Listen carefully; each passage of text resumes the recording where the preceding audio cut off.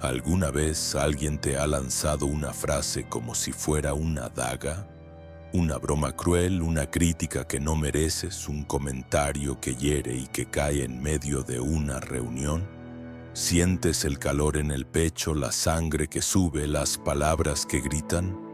La gente habitualmente responde igual, se defiende, se excusa, se enfurece, y la escena escala. Dos voces, un drama, un desgaste. Pero ¿y si te dijera que existe otra reacción más poderosa y menos evidente? ¿Y si en ese mismo instante pudieras convertirte en una pared de calma, en un espejo imperturbable que devuelve la energía sin agresividad? Los estoicos llamaban a eso dominio de sí, un control interno que no depende del humor ajeno. Hoy te voy a presentar un método en 3 movimientos que transforma cualquier ataque verbal en una prueba de fortaleza interior. Reflexionar, desviar y reenmarcar. No es un truco para ganar discusiones, es una técnica para no perderte a ti mismo. Antes de aprender las frases exactas, necesito que hagas algo sencillo. Escribe en los comentarios ahora mismo esta frase breve y repetible. Mi calma es mi arma. Guárdala como un talismán mental. Repite esa sentencia en tu cabeza cuando alguien intente provocarte. Marco Aurelio lo enunció con otras palabras. Tienes poder sobre tu mente, no sobre los acontecimientos. Percibe la diferencia. No controlas la palabra que te hiera, pero sí la respuesta que le das. Esa percepción es la raíz de la libertad emocional. El mundo intentará sacarte de tu eje. Las personas medirán tu paciencia y tu control. Algunos buscan provocar por diversas razones y no todas te conciernen. La reacción impulsiva, por el contrario, siempre te pertenece y te reduce. El sabio estoico no elimina la emoción, la demora, observa, entiende y solo después de decidir si responder.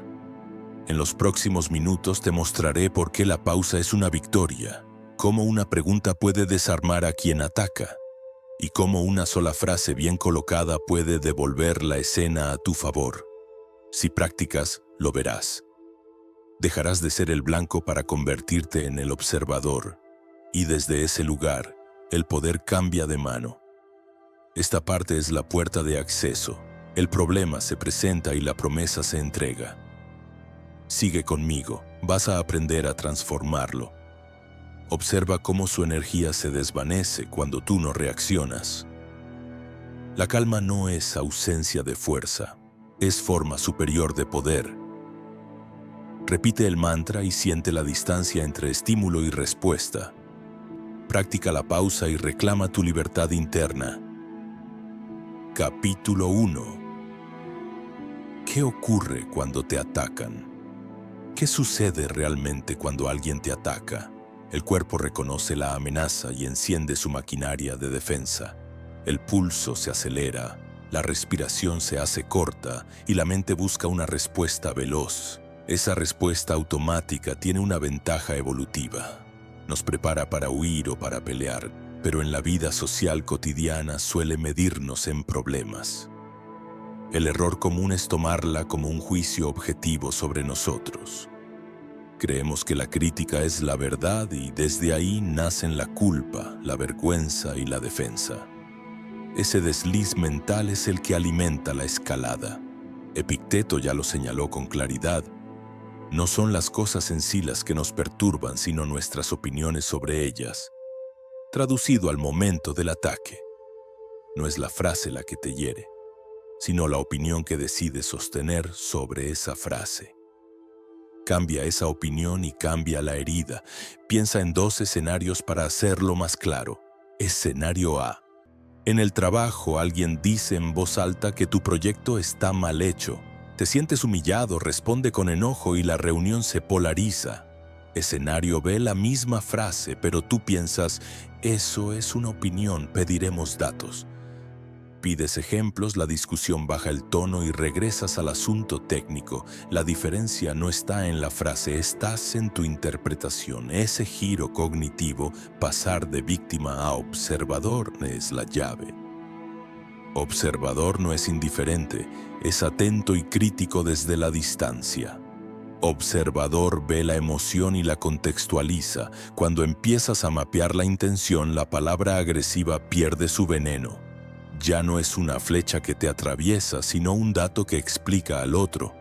La intención comunicativa rara vez coincide con la forma. Muchos se expresan mal cuando están heridos o con prisa. Su tono es brusco, pero la demanda puede ser válida. Aprenda a separar forma y fondo para evitar reacciones innecesarias. En la práctica esto significa que antes de responder, inspecciones 3 cosas: el contenido, ¿qué se dijo?; la intención, ¿qué busca la otra persona?; y el tono, ¿cómo lo dijo? Esa inspección te entrega información, no herida. Termina la cadena emocional y abre paso a la acción consciente. En la próxima parte, veremos cómo identificar las motivaciones del agresor: inseguridad, envidia o necesidad de control. Y por qué reconocer esas fragilidades te da ventaja moral y estratégica. Mantente en el rol de quien observa. En la observación nace la libertad. Observa antes de reaccionar. La interpretación decide el daño. Del juicio a la observación, un paso de libertad. Convierte la ofensa en información, respira. Eso te devuelve el control.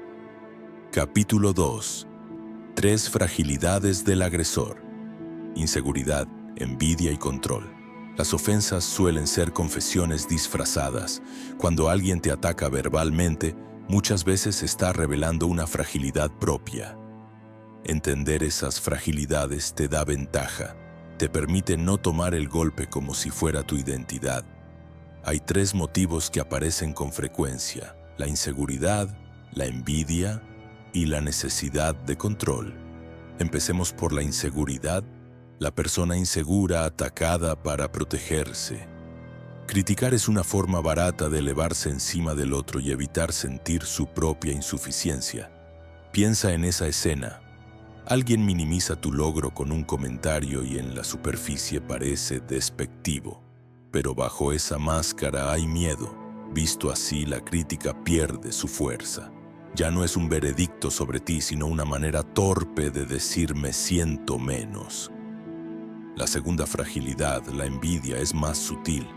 Cuando tu disciplina, tu serenidad o tu éxito multiplican la incomodidad ajena, la mente rival busca disminuirte.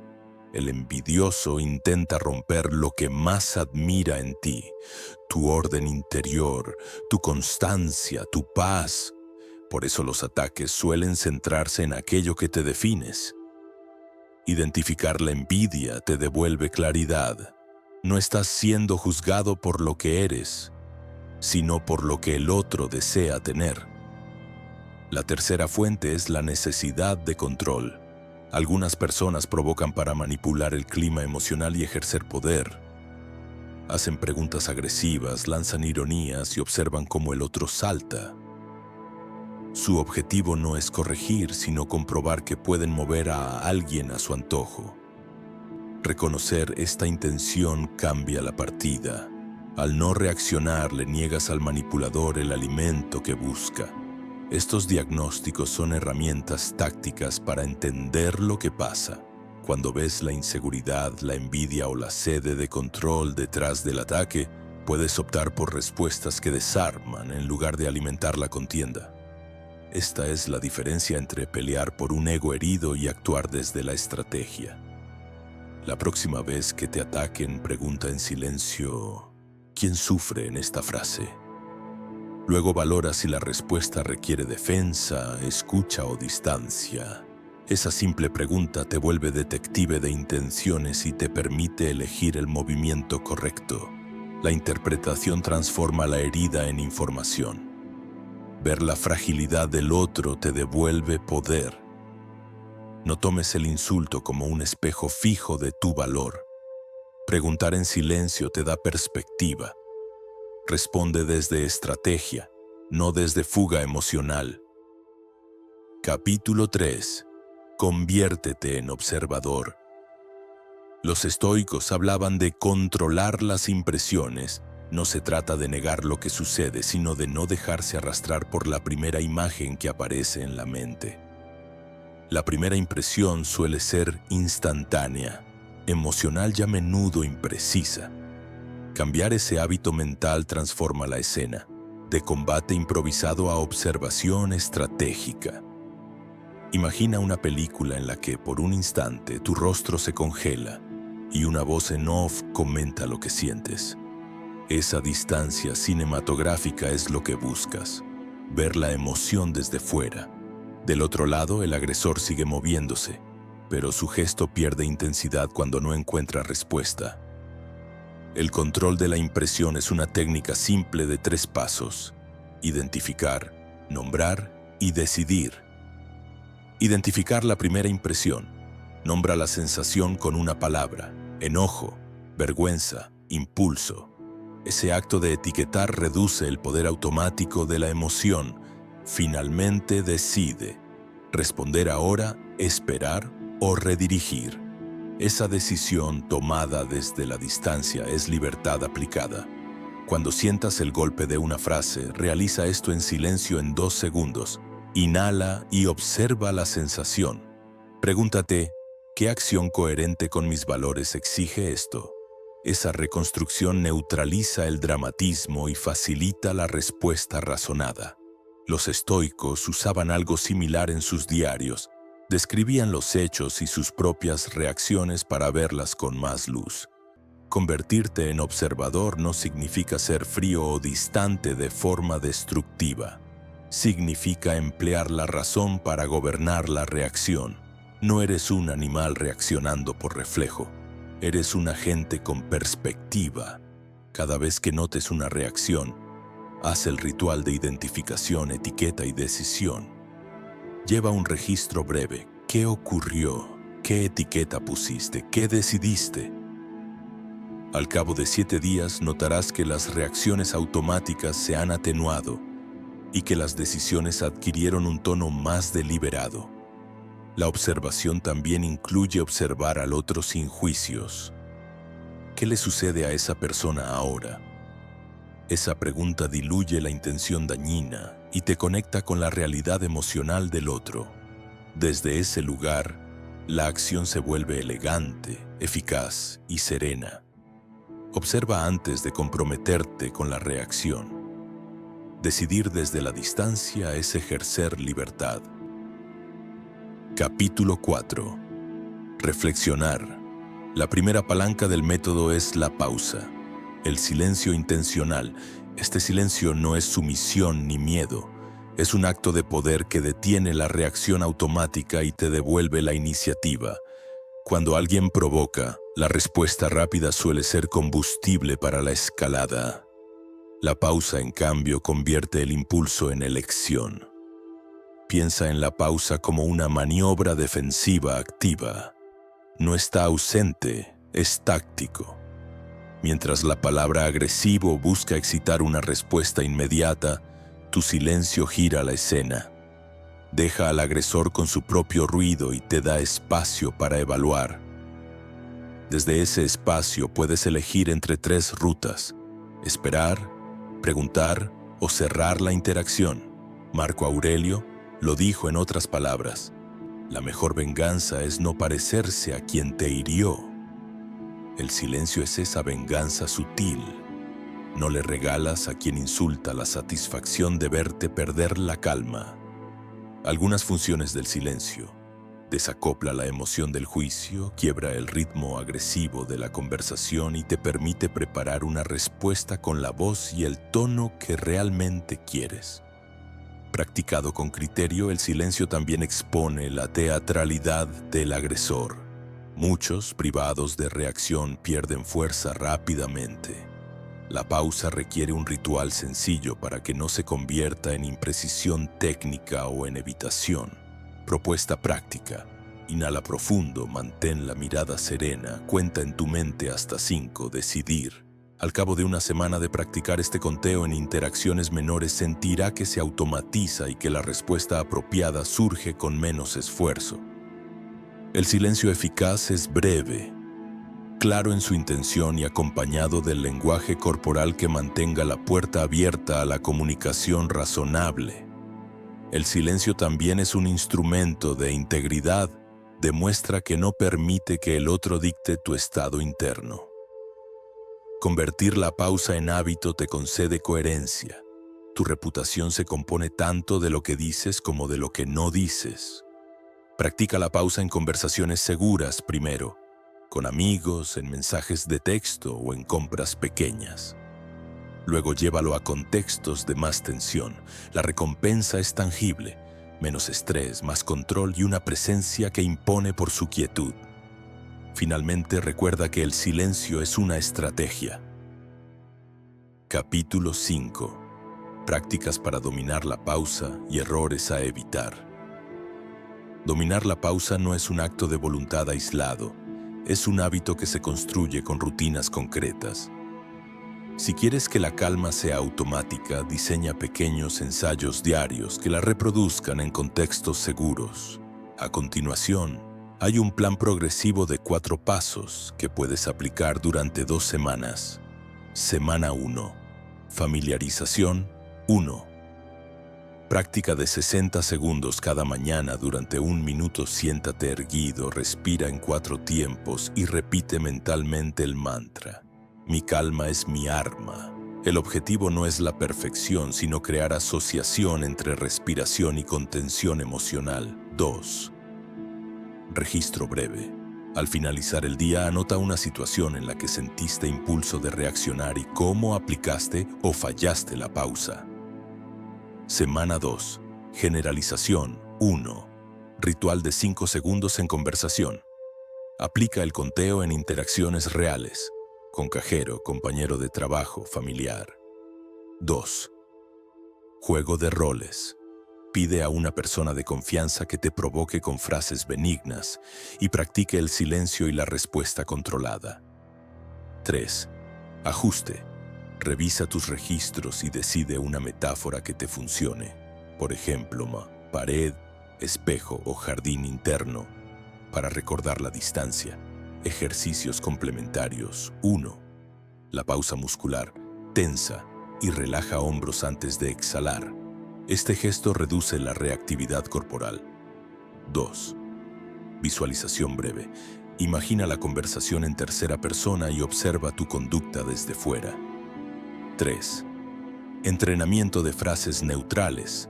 Prepara 3 respuestas cortas para situaciones comunes. Interesante, cuéntame más, necesito un ejemplo, gracias por tu punto. La familiaridad reduce la ansiedad del instante. Si el silencio se alarga como forma de evitar conflictos necesarios, establece un límite temporal. Ejemplo, 5 segundos para pensar, 90 segundos para expresar una réplica razonada. Mantener silencio para castigar a otra erosiona relaciones. Usa la pausa para evaluar, no para vengarte. Actuar como si estuvieras en calma cuando dentro hay agitación puede generar ruptura interna. Trabaja la coherencia corporal con la respiración y la postura. Capítulo 6. Desviar. El segundo movimiento del método es desviar. Usar la curiosidad y la pregunta para romper el guión del agresor. Mientras la provocación espera una reacción emocional, la pregunta exige pensar. Preguntar es desplazar la carga de la agresión hacia la responsabilidad del otro. En lugar de devolver fuego, le pides que explique, que muestre la evidencia de su acusación. Ese cambio de ritmo desarma casi siempre. La pregunta funciona porque obliga a detenerse. La persona agresiva debe transformar su ataque en argumento o quedar expuesta por falta de fundamento. Además, la curiosidad neutraliza la ira. Cuando muestras interés por entender, la atención se redirige a la información, no a la ofensa. Es una manera elegante de recuperar el control de la conversación. Ralentizan la situación y ponen al otro frente a su responsabilidad lingüística. No se trata de ser pasivo, sino de transformar la confrontación en diálogo con condiciones. Mantén un tono neutro. Acompaña la pregunta con una postura abierta y evita la pregunta trampa. Las preguntas acusatorias regresan la agresión. Las preguntas curiosas invitan a explicarse. Recuerda que desviar no significa abdicar. Es una maniobra para ganar tiempo y clarificar. Una vez que el otro se ha explicado o ha desistido, decide si conviene debatir, corregir o alejarte. El objetivo final es mantener tu centro, no demostrar un triunfo inmediato. La pregunta obliga a pensar. Desvía la agresión con curiosidad. Preguntar es ganar tiempo y claridad. Capítulo 7. El significado del dolor. Transformar el sufrimiento en el aprendizaje. El dolor y la incomodidad son inevitables. La pregunta es ¿qué haces con ellos? Para los estoicos, el dolor no es un castigo moral ni una prueba del destino. Es un dato neutro que puede convertirse en maestro.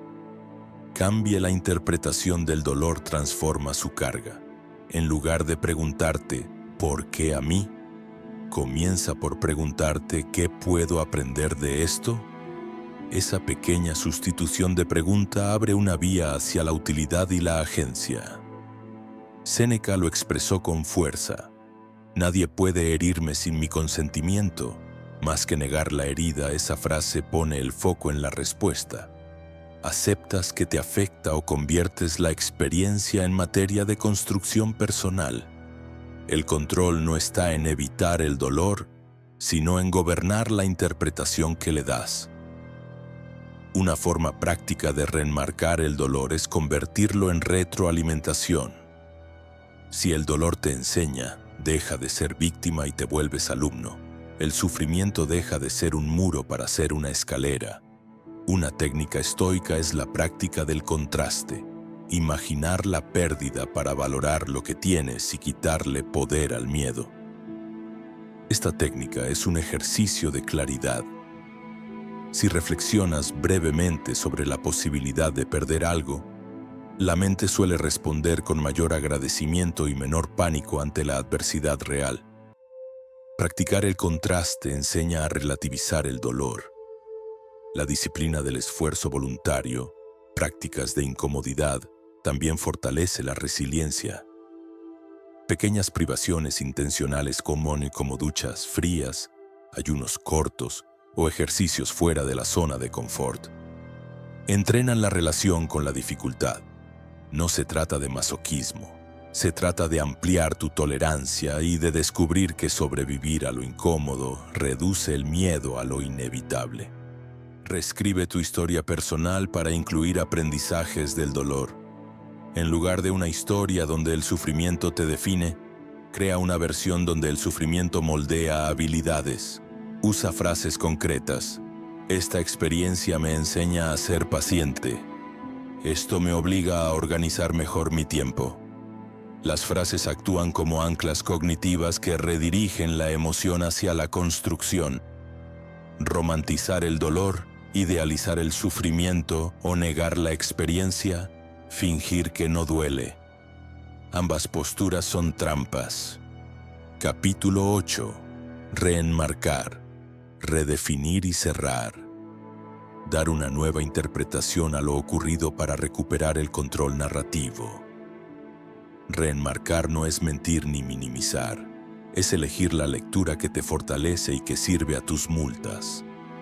Mientras el agresor propone una versión emocional del encuentro, tú propones una interpretación que convierte la escena en una oportunidad para claridad y límite.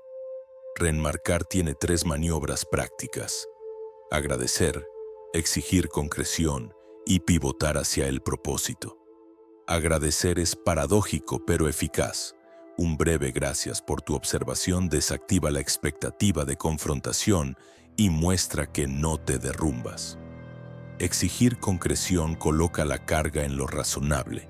Pedir hechos, ejemplos o propuestas transforma la queja en diálogo técnico.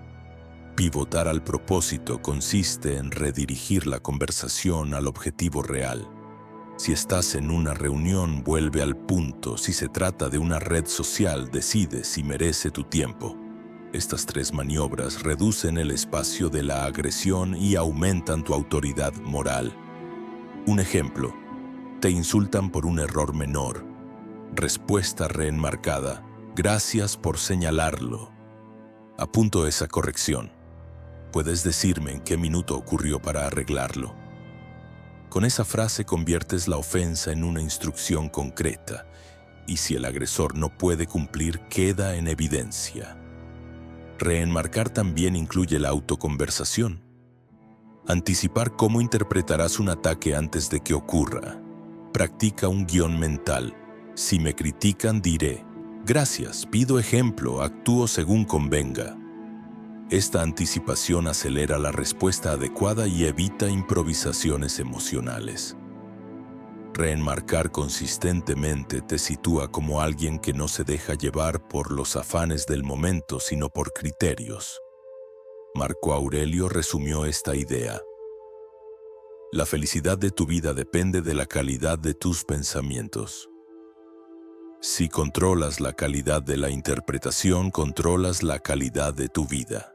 Escribe 5 frases de reenmarcado que te sientan auténticas y úsalas una por día durante una semana. Observa cómo cambia la dinámica. Mide: ¿cambiaron las reacciones del otro?